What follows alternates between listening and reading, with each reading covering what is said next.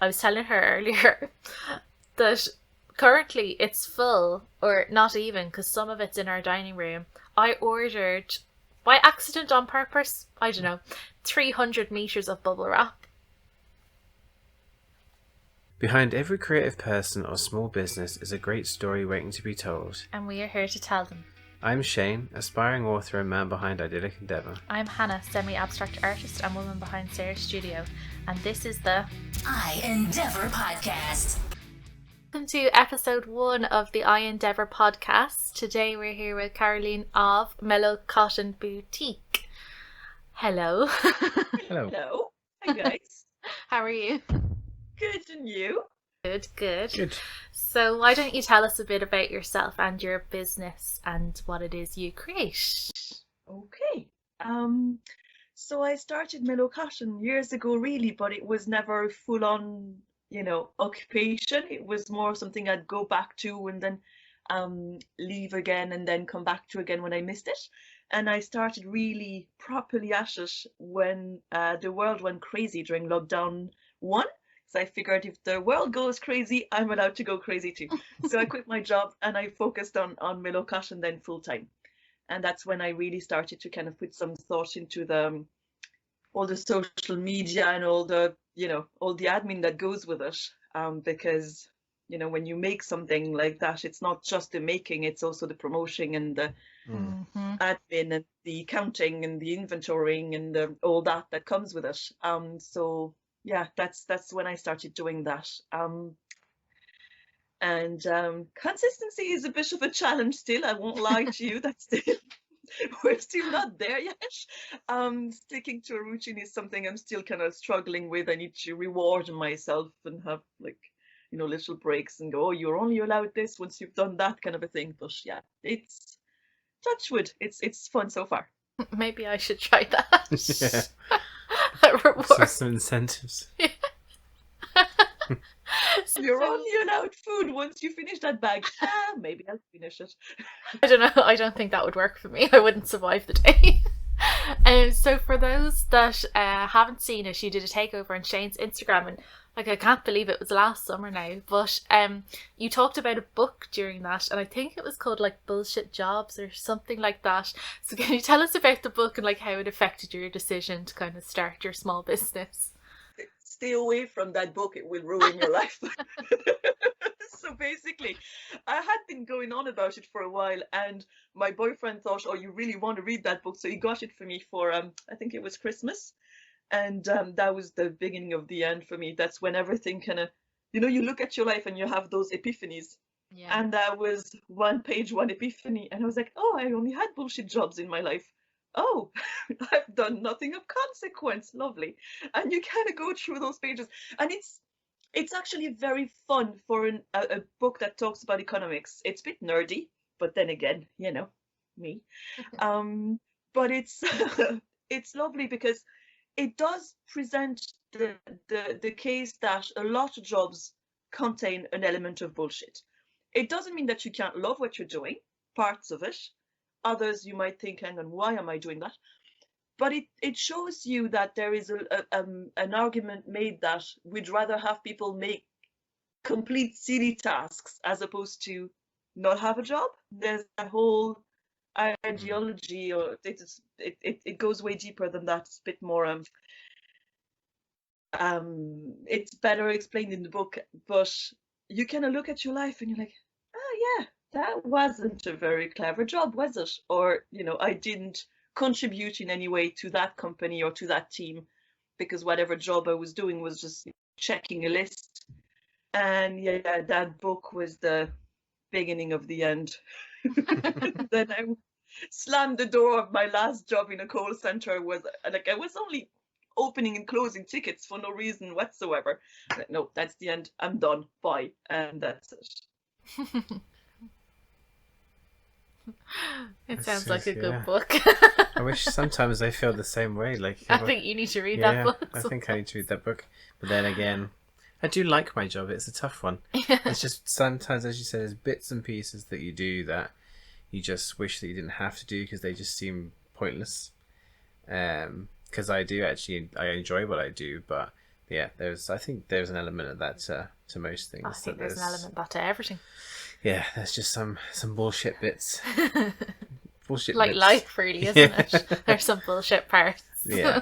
Opt out of those bullshit bits in life too. Can we just slam the door on those parts and say, yeah, no, not dealing Yeah. with that. Sum up. What we do is kind of try and get you to sum up what you do in 5 words. I'm It's way tough. too chatty for that. You've realized that already. We're 5 minutes in, and right. So 5 words. Reversible would have to be one because I Oh, like yeah. doing stuff. Reversible's a big one. Minimalist, in the sense that I try to not over-engineer things. If there doesn't need to be a button, there doesn't.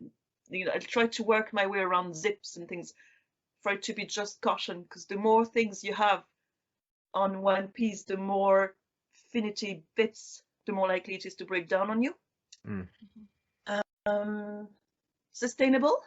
So I try to upcycle if I can. I try to, again, reduce the amount of unnecessary bits that I add to what I make. Polka dots. We all have our obsessions. And whimsical. Because why so serious? Why? It doesn't have to be all black and white and brown in life. If you can have polka dots and colors, go for it. Definitely. And have you always been creative, or is it something that's come later in life? Or I've always been creative in the sense that when I was a kid, I used to love drawing and I used to love painting. And I think to a degree, we're all like that. It lasts more or less, but we all love playing with stickers, and we all love to, play superheroes and put a cape on, and we all have that kind of, little spark of craziness, and then we kind of grow out of it. And it's hard to stay in touch with it because it's not always something we can do. Like, the everyday life might drill it out of us. We might not have the time. Life happens. We get self-conscious. We're not encouraged. But I think we all have that spark of creativity when we're a kid. And it's up to us to try, or our surroundings, our parents' school, I don't know, and try and keep that going. And I know I lost my one for a while and I stopped anything creative. But when I got back to it, I got, get a smile on your face. I think that's a good point, actually. You should really nurture and kind of encourage children and even adults to just pursue that creative element, because it can just bring so much joy and happiness. Like, if just doing something that's creative, doesn't matter what it is. It doesn't have to be drawing or, sewing or anything. It could be, computer graphics. It could be whatever you're interested in. Yeah. I'm very lucky because, like, I grew up around artists because my granny was one, and then my dad would have encouraged me to enter art competitions in school and stuff, and, like, I think it's always stayed with me then. And then when it was time to go to college, he wasn't like, oh, you must do a serious degree. He was quite happy for me to go do art and everything. So I hope we sort of, learn from that with Doniker, and he can do what he wants or what inspires him or his creativity or whatever that will be. Yeah. Exactly, and explore with new materials. And when you're a kid and you discover Play-Doh for the first time, like, and it's kind of keeping that curiosity alive as we grow up. That's kind of hard, but I believe we all are good at something. It's just finding what that thing is. Yeah, definitely. I agree with that. Yeah. So what drew you to sewing then? What do you enjoy about the process? It's really cool to see something that's 2D, like a piece of thread or a piece of fabric, and see it become 3D. Because you kind of work from the inside out as well when you sew. So when you say put something together, you have to start from, it's like a Lego. You start from 1, 2, 3, and if you forget one stage, you have to come back all the way and then move on again. So it's very therapeutic to that you've done the whole thing, but it's still inside out, and then you pop it the right way up. So you're working on your seams inside, and you're working on all your zippers inside, and then you just pop it the right way up, and ta-da, there it is. there's something a bit fun about that. There's something that I don't get tired of. Oh, that's really nice. Would you say there's certain things that inspire you, or do your ideas just come from nowhere, just from the universe? Just From your head. The universe talks to me. Yeah. It's it's more a bit of both. Sometimes it'll be someone asking something of me, and I'll be like, "Oh, I've never done that. I'm not able. I can't." And then we might have a further chat about it, and I'll go, "Hang on a minute. Maybe if I do it that way." And I'm very much trying to figure things out as I make them, as I go along, as opposed to try and get a course on YouTube, say.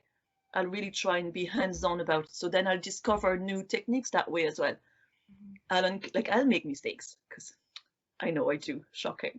I'll make mistakes.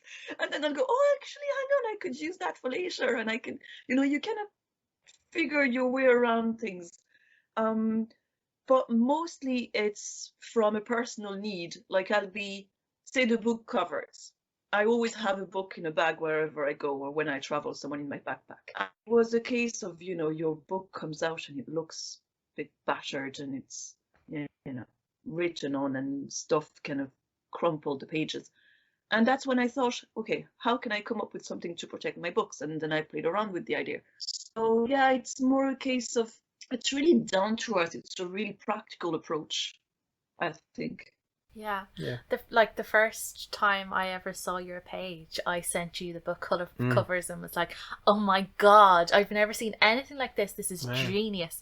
For anyone that doesn't know, like, Caroline makes these like material, like fabric covers basically for your book to go in, like she was saying, so that, like, I throw books in my bag and then I get upset when they're like dog-eared, but like it protects them from that. And I just couldn't believe that no one had thought of this before. It's like, this is actually crazy genius. Yeah, and the addition as well, as you said, of it being reversible. A lot of your things like that are reversible, so you have two designs to play styles. with. You can change it up based on the day. You're funky and you're serious. Yeah.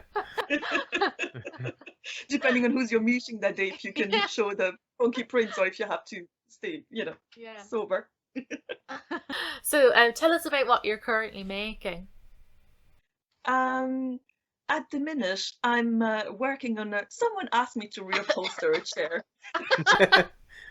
Sorry. So I'm working on that, which is brand new for me, and it's a great source of learning, because I had never taken a cover apart before. I didn't know how they were made. So all the layers and things, that's kind of fun. And I'm also turning a skirt into a bag. Oh. That one's been on the back burner for a while, because it's for a friend, and you know the way when it's for friends it always takes longer. And she lives next door too, so I know I need to get it done for her, because she's asked a while ago. And it's a lovely skirt with little pockets and things, and I'm trying to turn that into a bag for her. Lovely. That's Do you a really know cool idea. Dainty Dress Diaries? Do you know her? I think her name's Catherine. I can't remember. She blogs about kind of interiors and stuff, and she was talking about turning old clothes, and I think she was doing a skirt as well, into like wash bags and like little pencil cases, and like talking about upcycle as well. And I was like, oh, that's such a good idea. Yeah, see, that's another level of creativity. Like, I might be slightly creative in some aspects, but I would never look at something and be like, I could turn that into a wash bag or a pencil case. Let's turn my trousers into, a backpack. There's different types of creativity out there. Yeah, I just...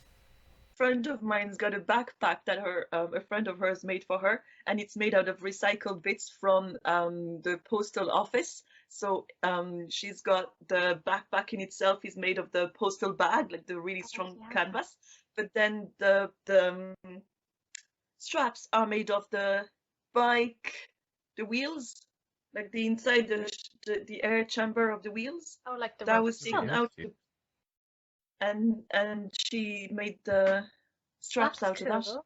It's That is a really That's cool gonna be bag. really cool. That is really Speaking cool. of cool bags, I also like your little hedgehog bag you did for a child recently. So cute. So cute.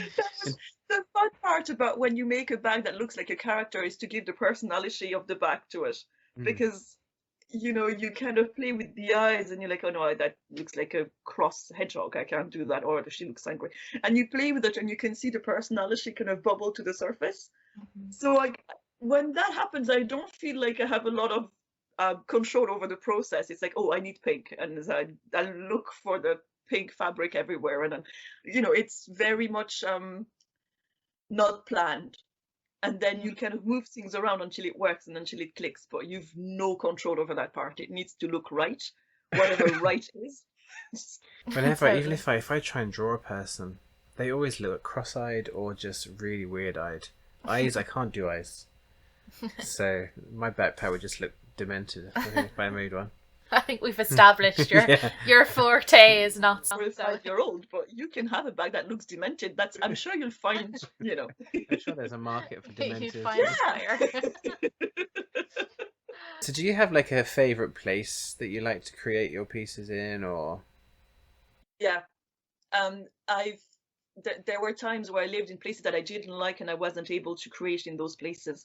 Like in an apartment where I felt like everything was wrong, the vibes was wrong, it was just I didn't feel right in there. And now in the house I'm in at the minute, I have my little it's a pokey room. It's very small. It's too small for me, but I love it. I'm comfy in it. And I mean, I've taken up the walls at this stage. There's shelves all the way up, but it works for me.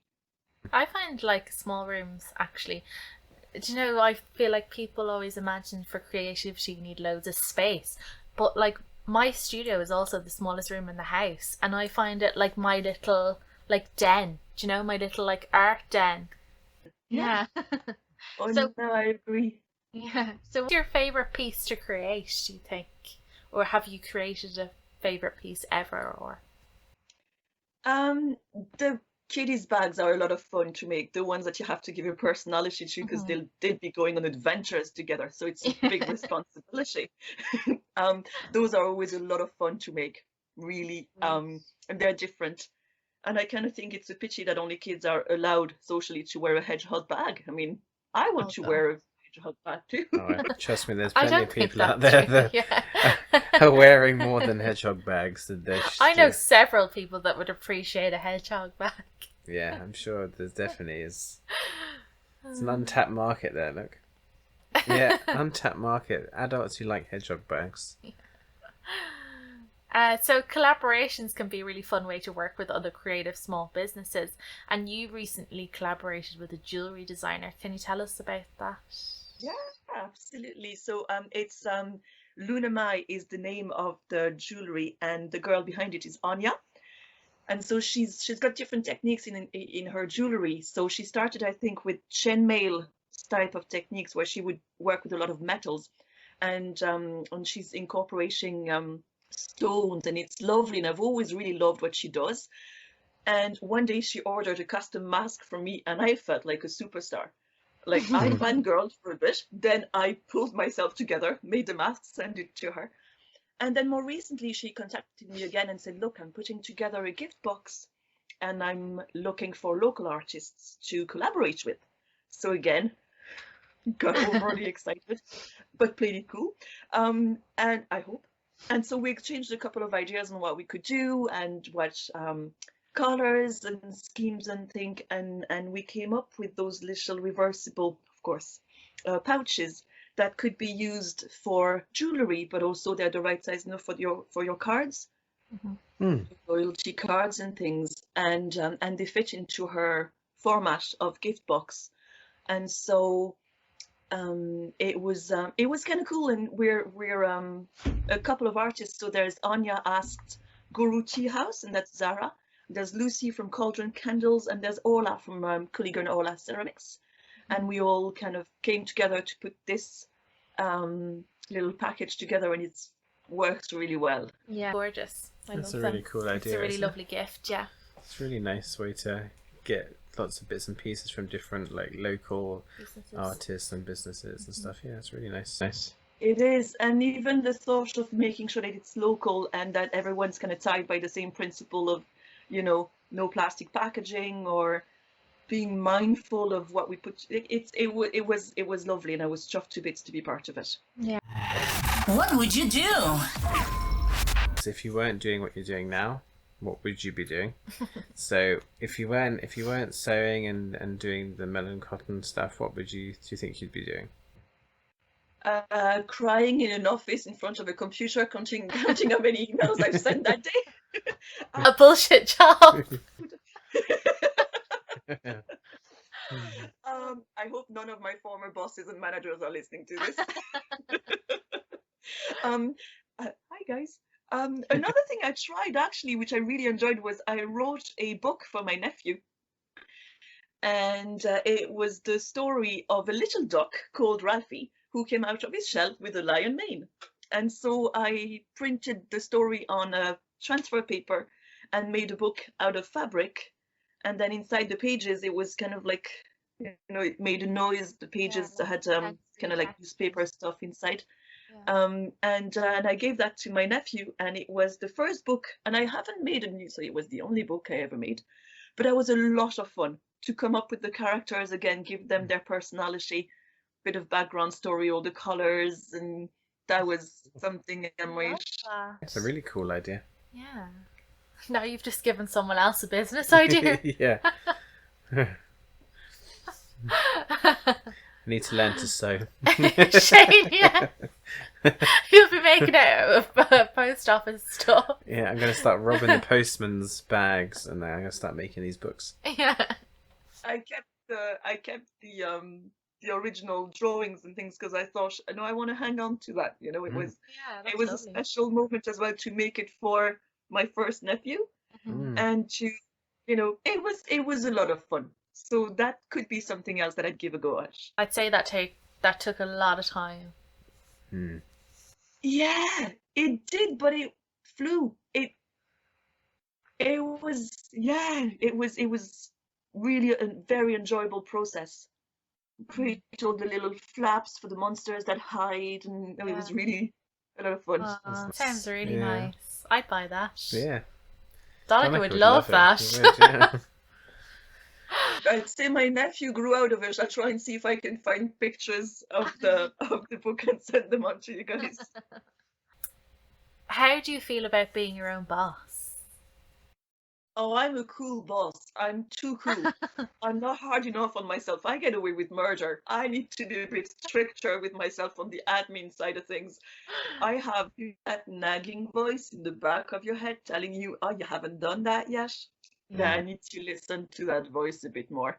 But other than that, I'm really enjoying because I know why I'm doing something. I understand why I need to complete a step before I move on to the next one. And there's something incredibly gratifying about understanding all the bits of your job as opposed to do them for someone else and not see the big picture. Like Shane, you were saying earlier on, there are tasks that you complete because you're asked to do, but you don't really know where they fit in the big picture. And that was something for me that was very frustrating because I'm one of those annoying people. If you want me to do something, you need to explain to me why I need to do it. No, that's you have to question things. Yeah, I think you do. My managers all disagreed, but I think you do. and as your own boss, you're in charge of all that.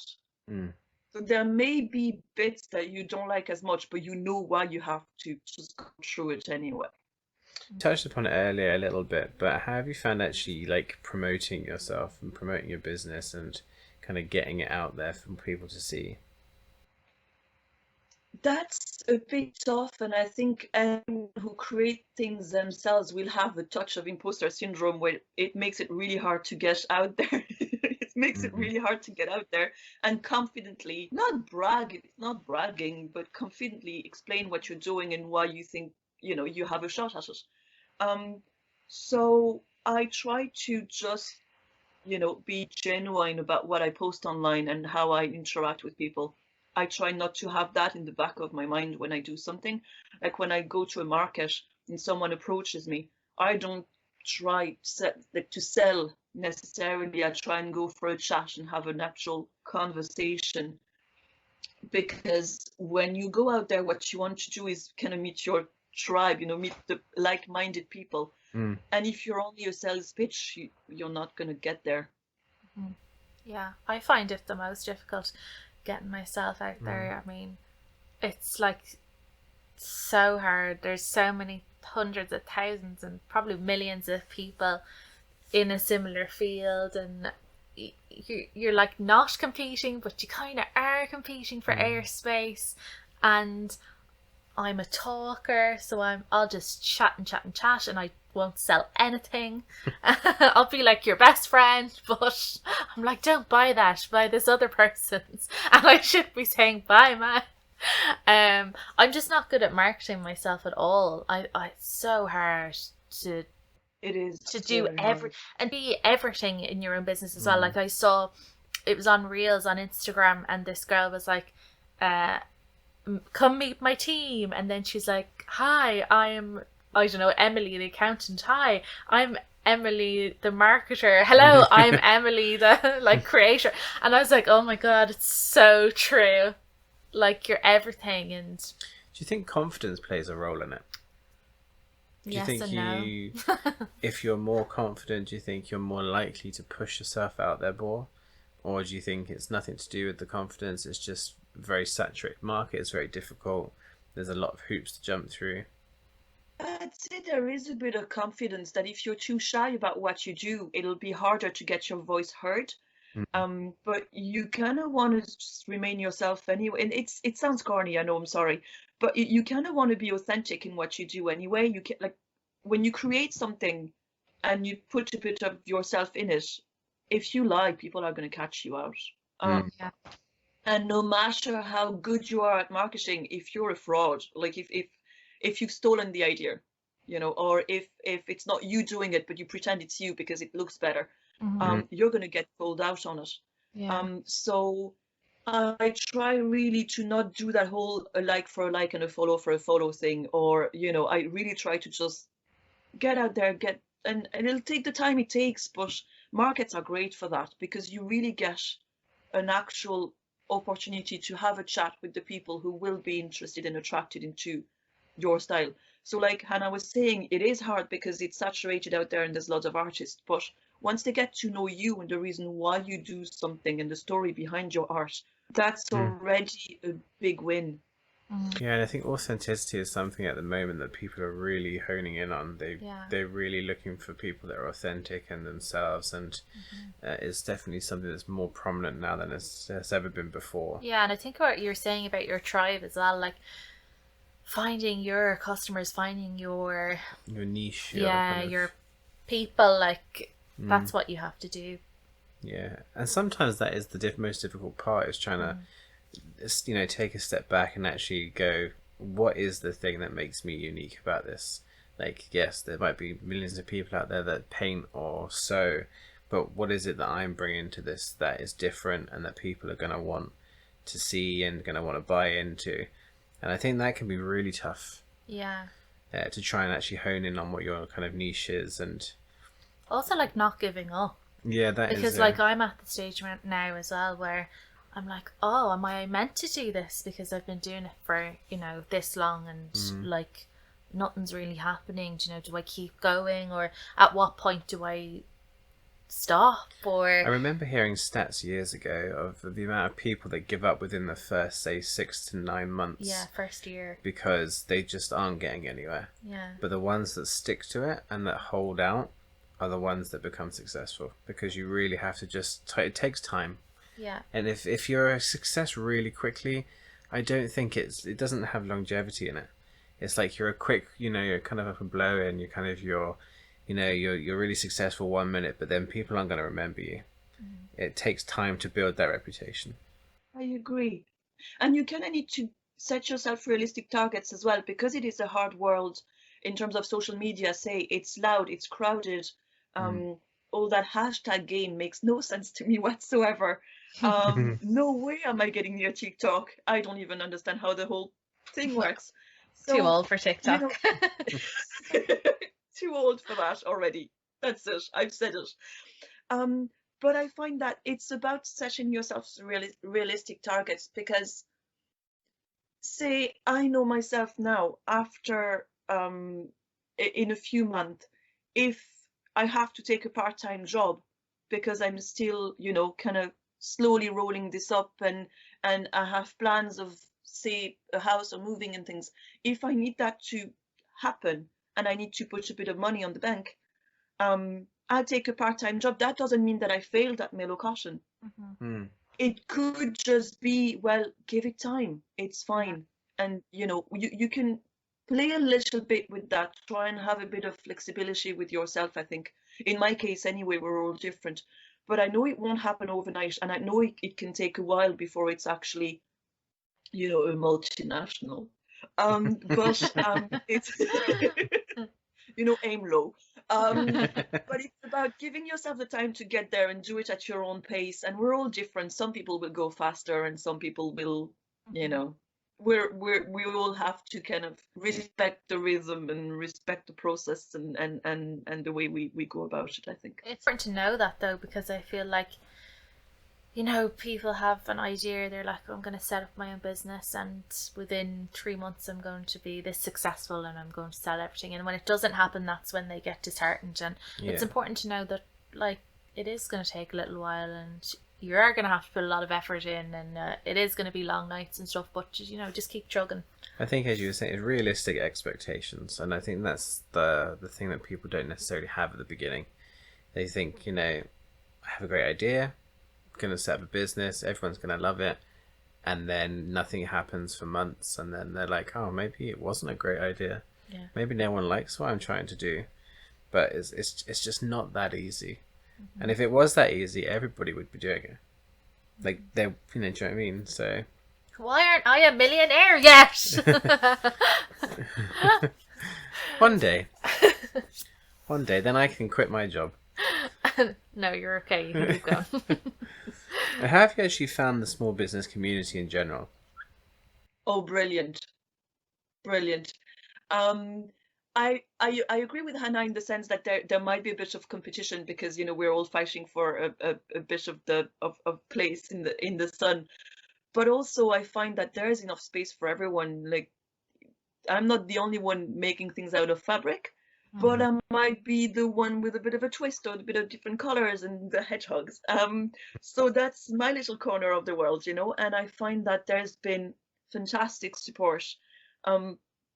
For instance, when I started doing markets years ago, before stopping and taking it up and stopping again, I met Bronwyn from the Wild Design shop. So she has the Wild Design store in Cork City, in Paul Street Centre, and she's also the genius behind Green Friday Ireland.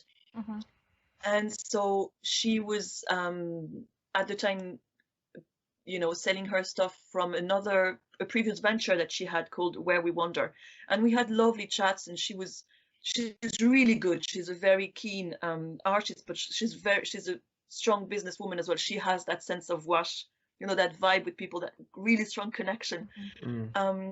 And so at the start of lockdown, the first one, when I approached her and said, hey, would you, masks? And she was like, yes. And, she's been really good at kind of guiding me along, and as a mentor, but like she's a great gal. Like, she's got a great sense of humor. She's gas. It's really good. I love the small business community as well. Like, I find everyone really supportive.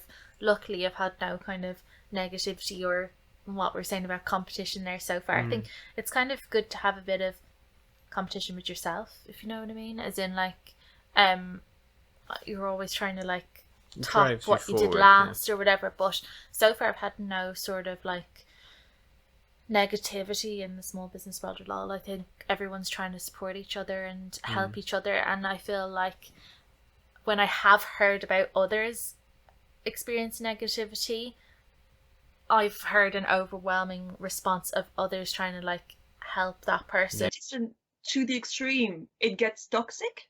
Like, when you say, I don't want to share your work on my platform because you're competition and therefore I won't, like, you're losing out, because you could just be sharing the same audience, and you could increase your audience, and you could increase the amount of people who get to meet you and your art and what you do. And instead you try, like, again, you go back to that whole thing about being authentic, but being just be decent. So I know you have taken part in a lot of markets in the past. You've mentioned a couple of times. So how do you find them as a way to promote your business? And would you recommend them to other businesses or people getting into a small business? 100%. 100%. It's how you get in touch with the people in your communities and the your colleagues, your fellow makers, without the filter of social media. Mm. It's genuine. It's the best way for you to get yourself out there, have a chat with people who might be like, they'll come up to you, and it's up to you then to kind of not be that aggressive sailor and all close out and show me the money. So it's great learning curve for you to put yourself out there, get over your own fears and gaining confidence, get the feedback straight from from your tribe and the people who will be loving what you do, without having to worry about what hashtag or what picture you put up online.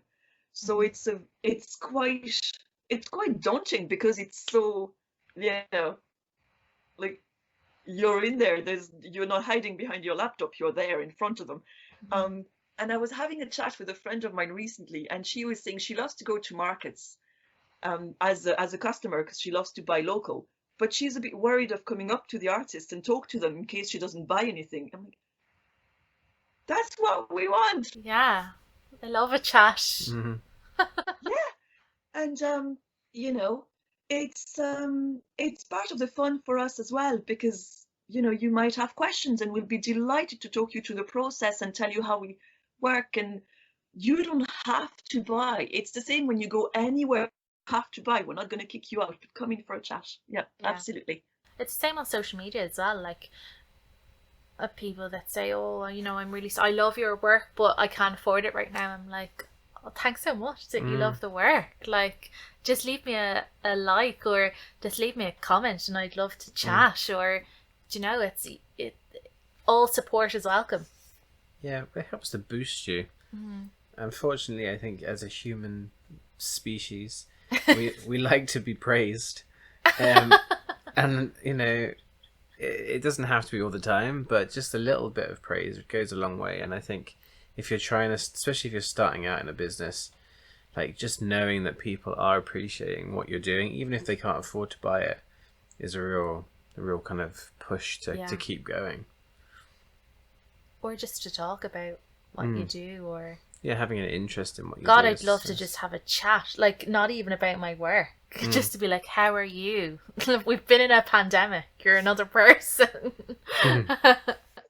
But that's what I try to do with my Instagram. It doesn't grow really fast. It's something that's quite steady. I don't play the game of a share for a share kind of thing. But when people start connecting with me, then I might try and remember to go back to them then a month later and ask them and follow up and how was this and how did that go, and because I'm a little bit chatty, for starters. But also that's what I want. I want my Instagram page to be a place where people chat with each other in the comments. I don't want it to be a place where people feel that they have to have money to interact with me because the only thing I'm interested is that. No, so I really try to encourage that, and I try to replicate what I would have done in a market online. Definitely.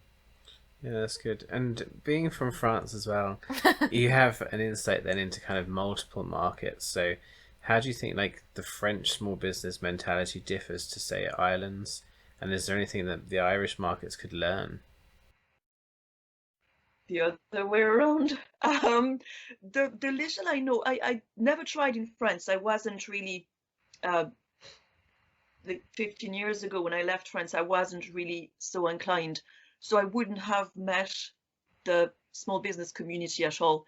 But depending on where you're from in France, I'd say it can be really hard, because here in Ireland, it's national pride. Everyone's really keen on shopping local and supporting communities, and there's always a little shop. No matter how tiny the village, there will be a shop, there will be a pub. Well, hopefully that will still be the case. But I believe in the resilience. I think we can do it. In France, that's something that we lost a while ago. The amount of friends of mine in France, even now, that are shopping on Amazon, I'm like, why? It's not more expensive to buy online of an actual bookshop person. Do the right thing. And no, it's just we've lost that connection with our communities. And again, where I'm from anyway, it's not necessarily true everywhere. But it's the same shops in all the towns and it's the same brands you see everywhere. And it's probably really hard to find a retailer when you're a small business and an artist, let's say. Oh, that's a shame.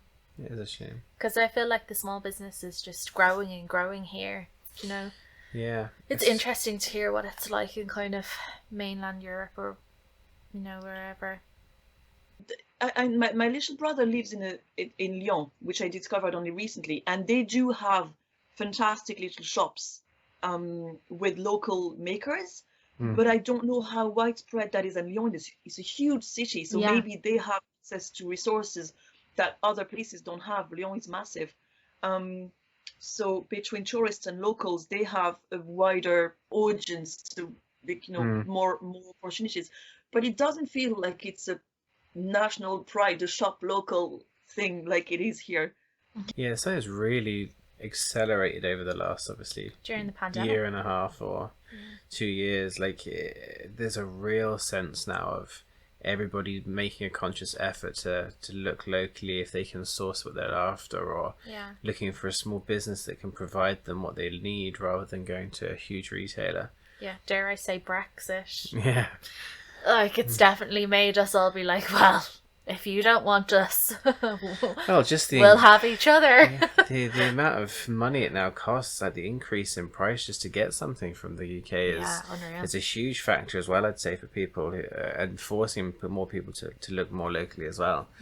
The kind of the taxes and stuff that's added on now is astronomical, really. Let's hope something happens there soon, because there's so many English little businesses as well that I love, and I'm like, I want to support you, but Brexit. It's going to have a big effect on it is tough, yeah.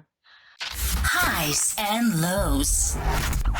What have been your highs and what have been your learning curves so far from Mellow Cotton? So the learning curve, to call it that, has been realizing how important the surrounding is for my creativity. I got really self-conscious when I discovered that initially, because I was like, oh, you're being such a, oh, I'm an artist, I have a sensitivity, I need to be in a nice surrounding, whatever. But I really had to work on accepting that I need to be in a space where I feel safe and I feel happy. And, it's the small things, really. Is the light okay? Do I have access to everything I need in that room? Like it's making such a difference to my productivity to be in a space that I want to be in. And it's not rocket science. Of course you're happier when you're in a space that you feel safe and warm and you have your stuff around you. So that's something I had to accept and really kind of stop thinking I was a diva for it, and work on this, give myself the space to be happy, to create. You deserve a nice space. Working on a very nice space, and I'm looking forward to seeing it once you're done with it. Disaster at the moment. I was telling Susan, for those that don't know, Susan will be on the podcast on a later episode, but she's also an artist, and both myself and Carolyn know her. And I was telling her earlier that currently it's full, or not even, because some of it's in our dining room. I ordered, by accident, on purpose, I don't know, 300 meters of bubble wrap. It'd literally wrap every item in our house, I think. Like, you can wrap the house. If the studio is like the smallest room in our house, like if I put all that bubble wrap in there, I don't know if I'll be able to get in there. No. I discovered the joys of No, actually. No. Yeah. But I mean, it could be a way Get rid of it. to use it. And then I'll wrap paintings in it after, once he's popped it all. It's funny as well, because like when you try and buy a bubble wrap, it's really expensive and you get hardly any. I know. And then suddenly this parcel arrives and it's like taller than me and like about 3 foot wide. Yeah. And I'm like, I've never seen so much bubble wrap in one place. Yeah. Because Never. I've been ordering it in like 5 meter goes. And I thought, oh, my new collection now, I'm going to treat myself, I'm going to bulk buy some bubble wrap. Yeah. You know how to live, girl. I know. Yeah. Tell her, living in the life. Learning curves, people. And hi. Well, at the minute, I'll be honest with you, I get a bit of a buzz when I walk around town and I see people wearing my masks. Oh, that's You know, nice. and I've been brave enough sometimes to go up to them and go, "Oh, you're wearing a mask of mine. I made it. I'm Mellow Cotton." And they're like, "Best one I own. Super comfy." And that makes me so happy because I keep people safe and I'm a bit of a care bear like that. So that's lovely. That's That's really really nice. nice, That's yeah. a really nice high. And what advice would you give then other people like trying to start a creative business or even just a small business in general? just remember that we're all creative. We're all good at something. Just figure what it is. It might take you going back to school for a bit to learn something that you've always wanted to do. It could be, get a part-time job while you figure out what you want to do and what you want to create. But give yourself the space, give yourself realistic deadlines. Don't expect it to happen overnight.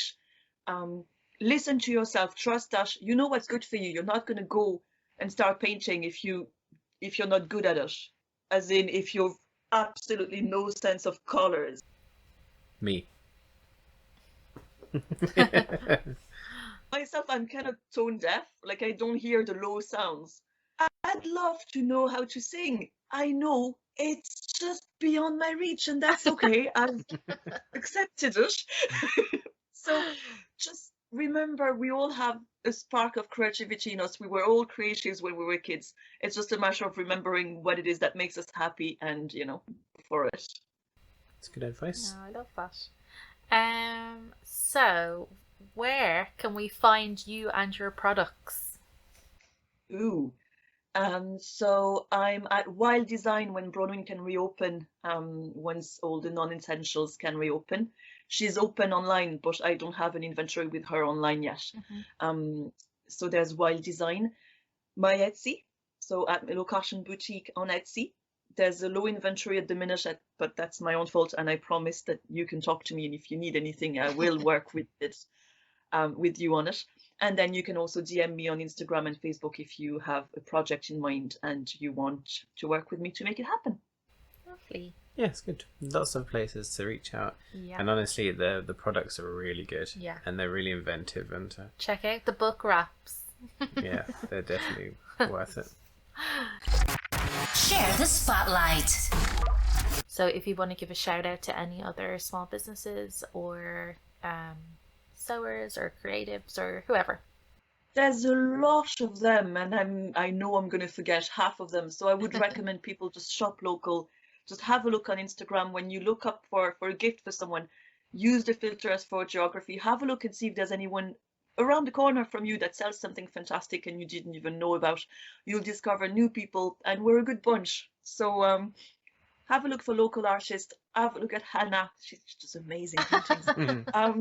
And have a look at that's it. Really try and promote your communities and step back from your computer for a minute, from Amazon, from all those, maybe I shouldn't give the brands, but the ones I'm on about, and try and kind of scale back and kind of look at, look around the corner and see if there's someone there that just has exactly what you need.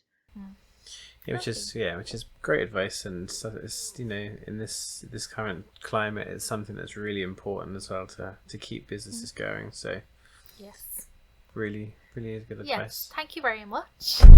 For anyone that wants to check out Carolyn, then you can find her at Mellow Cotton Boutique in all the places she mentioned. Thank you. Yeah, thank you so much for coming on. It's been great fun. Thank you. Thank you for listening to the I-Endeavour podcast. Join us next week for another episode. You can find us on YouTube or your favourite podcasting app, or on Instagram. And if you're a creator or a small business that would like to take part in Series 2, email podcast@idyllicendeavour.com. And don't forget to like and subscribe to make sure you see all future episodes.